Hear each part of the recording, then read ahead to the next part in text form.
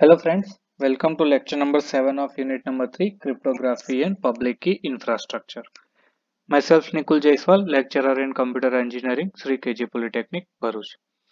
So let's have a quick recap of our previous lecture. So in the previous lecture we have discussed three topics. The first is Kirchhoff's principle.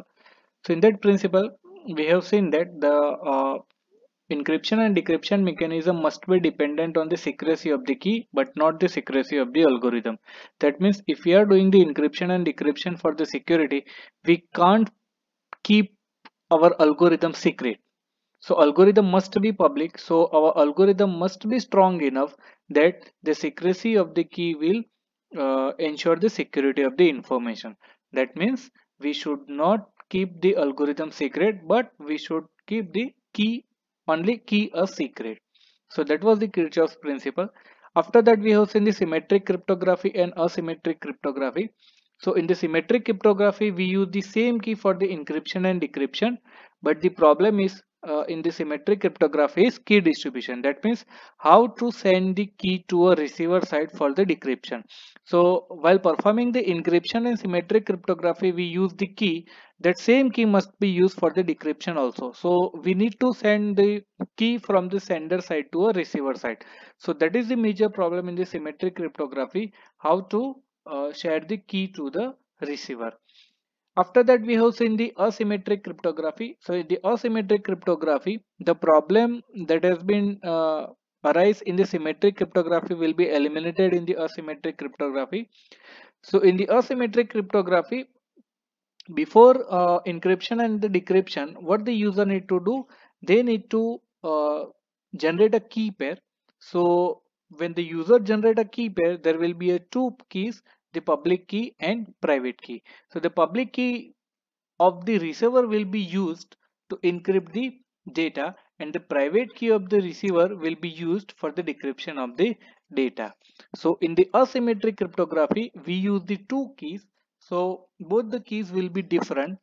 So in the symmetric cryptography, the key, both the key for the encryption and the decryption will be same, but for the asymmetric cryptography the key for the encryption will be different and the key for the decryption will be different. And we have seen the advantages and disadvantages of symmetric cryptography and asymmetric cryptography. So the major advantage of the asymmetric cryptography is, first, the key distribution problem will be eliminated. Second, it will also provide the authentication mechanism, and it will also provide the confidentiality. So confidentiality will be also provided by the symmetric cryptography also, but the confidentiality will be betterly understood in the asymmetric cryptography. So in the today's lecture we will see how we will provide the how the confidentiality will be provided by the public key infrastructure, that is the public key encryption. It is also called as asymmetric key encryption. So we will see how the confidentiality will be provided by the public key encryption, how the authentication will be provided by the public key encryption, and uh, how the confidentiality and authentication both will be provided by the public key infrastructure. So in the confidentiality by PKI, only the confidentiality will be provided by the public key infrastructure, not the authentication. In the authentication by the PKI, only authentication services will be provided by the public keys. And in the confidentiality and authentication, both the confidentiality and the authentication will be provided by the public key. So when our requirement is only confidentiality, then we will only provide the confidentiality. If our requirement is only for the authentication, that means the secrecy of the message is not important, but the authentication for the message is more important. In that case we will use the authentication only. But if the secrecy of the message and the authentication both is needed, in that case we will use the confidentiality and authentication mechanism provided by the public key infrastructure. Now let's start with how to provide the confidentiality by public key infrastructure. Now let's suppose we have two users, user A and user B. Now user A want to send some information to user B. Now what is confidentiality? The definition of the confidentiality is unauthorized access of the data should not be available. That means only authorized person should get access to the information. Unauthorized person should not get the access to the information. So that will be provided by the public key infrastructure. So both the user A and user B will have the key pairs. So user A will have the public key, and that will be denoted by the PUA, and the private key of the user A will be denoted by the PRA. The public key of user B will be denoted by the PUB, and the private key of the user B will be denoted by the PRB. Now user A want to send some information to user B, so it will select the plain text. It will encrypt. Now how the encryption will be provided? So for the encryption we will use the public key of B. So user A is sending information to user B. So for the encryption it will use the public key of B. Clear? Now it will use the public key of B and the data is locked and the ciphertext will be identified. Now it will send the ciphertext to the user B. Now what the user B will do? It will decrypt that information by using the private key of user B, and it will get the plain text. So this is how the public key infrastructure will work. Clear? Now how it will provide the confidentiality? Now meaning of confidentiality is unauthorized access of the information must not be available. Clear? So now in this scenario, what the user A is doing, user A is encrypting this message with public key of B. Now whenever we use the public key for the encryption, for that information, for the decryption, the private key of that user must be needed. Now who will have the private key? Only the user B. Now public key will be available to all the users. Clear? But for the decryption we required a private key. So the private key will be available to only user B. Now user B have a private key of B. That means user B is the authorized person to access that information. Clear? So user B, what the user B will do? It will decrypt the data with the private key of user B. Clear? So user B only will have the private key and the user B will only be able to decrypt that data. So this is how the confidentiality will be provided. Now in the confidentiality, what is the definition of confidentiality? Unauthorized access of the information will not be available. Now if we use the public key for the encryption, in that case for the encryption we use the public key, that decryption will be done only by the private key, and that private key will be only available to authorized user only, so that only the authorized user will able to decrypt that data. Unauthorized user will not have the private key of user B. So unauthorized user will not be able to identify or get the access of that data. So this is how the confidentiality will be automatically provided by the public key infrastructure. So whenever we use the public key private key mechanism for the encryption and decryption, confidentiality will be strongly provided by this mechanism. Now this is the basic diagram of confidentiality provided by the PKI. So for the confidentiality, what we are going to do is, this is the message source. The sender will use the encryption algorithm, and it will encrypt the data with the key pair. So it will use the public key of B because it is sending the data to the uh, user B. Now what the user B will do, it will use the decryption algorithm, and it will use the private key of B, and it will decrypt the data. Now the private key will be available to only a receiver and only a authorized user. So only authorized user will able to decrypt the data. So the information will be available to only authorized user. Non-authorized user will not have any access to this information because non-authorized user will not have the private key of B. So this is how the cryptography confidentiality will be provided by the public key infrastructure. Now let's see how the authentication will be provided by the public key infrastructure.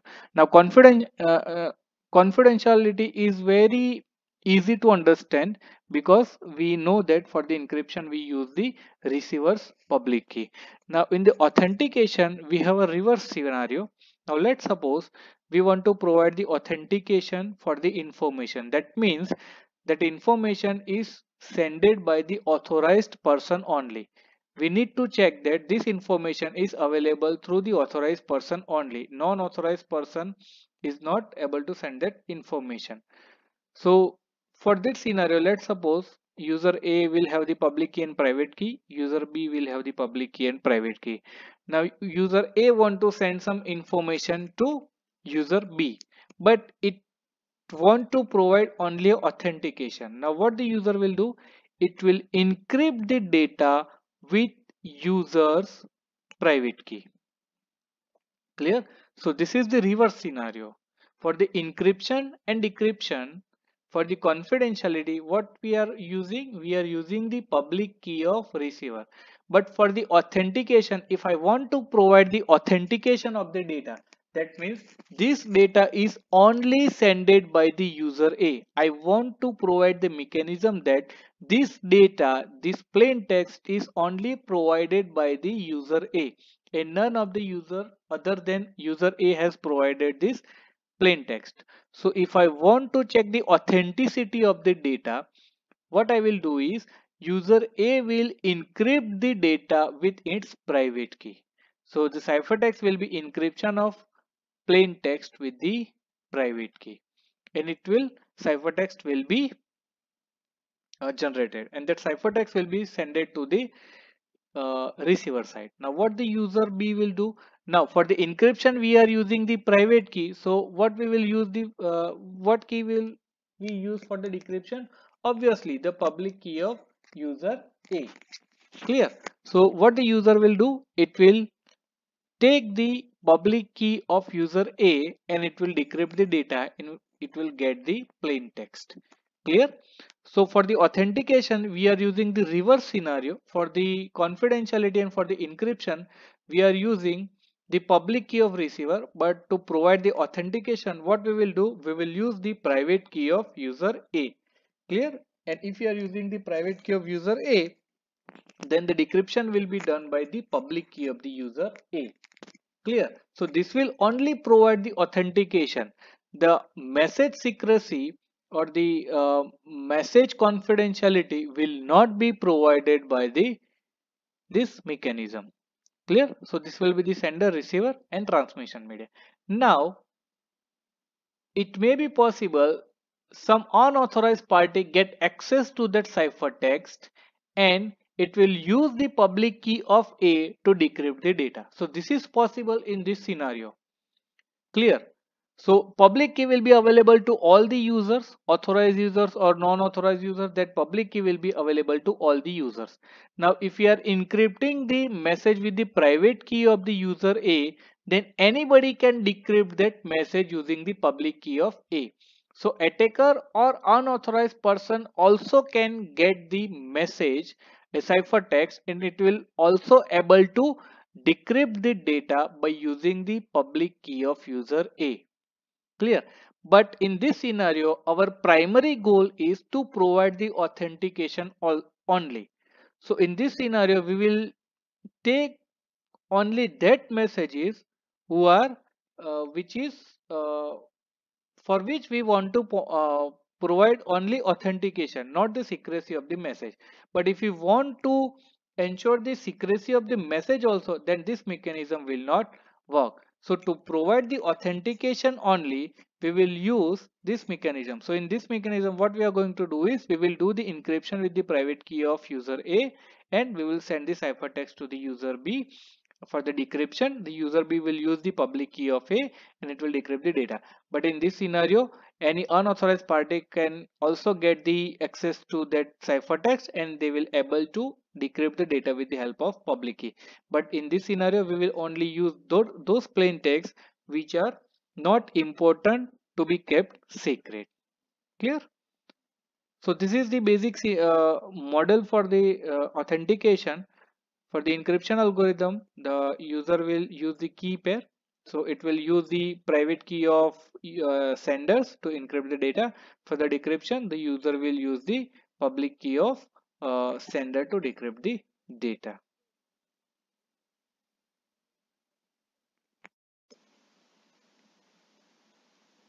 Now next is confidentiality and authentication by PKI. Now in this scenario, what we will do, we will use both the confidentiality and both the authentication. So by using this mechanism, we can also provide the security to message, and we can also provide the authenticity of the message. So for this scenario, let's suppose we have user A and B. So both they will have public key and private key for the user A, and public key and private key for the user B.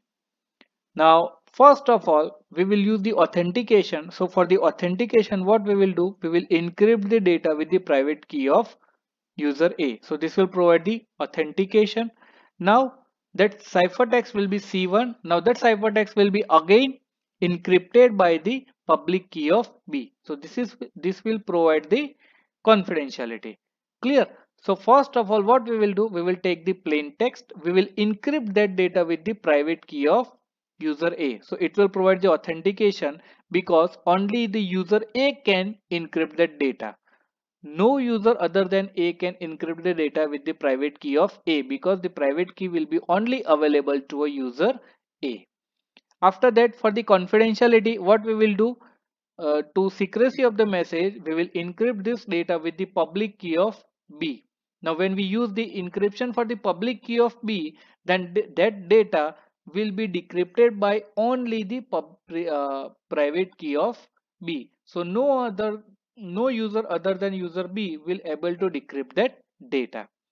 So this will create the final ciphertext. That final ciphertext will be sent to a receiver side. Now what the user B will do, now first of all, the first encryption was done by the public key of B, then the decryption will be done by the private key of B. So the first decryption will be done by the private key of B. So it will take the private key of user B and it will decrypt the data, and again it will get to a C1, and that C1 will be decrypted by the public key of A. So this is how the plain text will be identified. So for the confidentiality and authentication, both the public key and private key of the user A and public key and the private key of the user B will be required. So the first step will be authentication and second step will be the confidentiality. For the authentication, the user A will use the private key to encrypt the data. After that, the user will get the public key of user B and it will again encrypt the data, and the final ciphertext will be generated. That ciphertext again will be decrypted by the private key of B, because lastly it was encrypted by the public key of B. So it will be decrypted by the public key of private key of B, and after that it will get the C1, and that C1 will be decrypted by the public key of A, because firstly it was encrypted by the private key of A. So this is how the confidentiality and authentication both will be provided by the public key infrastructure. So this is the basic diagram of confidentiality and authentication. So for this is the source A and this is the destination. So for the source, what it will do, it will take the message, it will apply the encryption algorithm, it will use the private key of source, it will get the Y, again it will do the encryption algorithm, it will use the public key of destination. Now it will send the data to the destination. At the destination, first of all it will apply the decryption algorithm, and in the decryption algorithm it will use the private key of B, because lastly it was used for, as the public key of B, and it will get the Y. Again that while on the Y, again the decryption algorithm will be applied, and for that decryption the public key of source will be used and the final message will be delivered to the destination. So this is how the confidentiality, authentication, and both the confidentiality and authentication will be provided by the public key cryptography. I hope you did understand all the topics that has been discussed in this video lecture. Thank you so much.